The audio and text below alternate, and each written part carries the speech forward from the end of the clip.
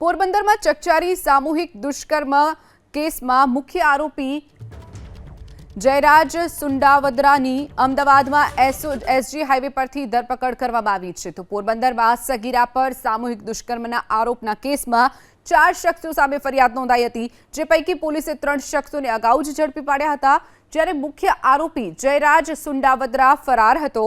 જો કે પોરબંદર એલસીબીની બાતમી મળી હતી અને આરોપી અમદાવાદમાં એસજી હાઈવે વિસ્તારમાં ફરી રહ્યો છે, જે બાદ એલસીબીની ટીમે અમદાવાદમાં પહોંચી અને વોચ ગોઠવી આરોપીને ઝડપી પાડ્યો છે।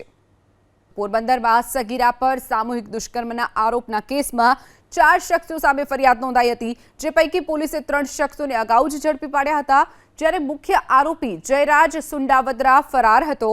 જો કે પોરબંદર એલસીબીની બાતમી મળી હતી અને આરોપી અમદાવાદમાં એસજી હાઈવે વિસ્તારમાં ફરી રહ્યો છે, જે બાદ એલસીબીની ટીમે અમદાવાદમાં પહોંચી અને વોચ ગોઠવી આરોપીને ઝડપી પાડ્યો છે।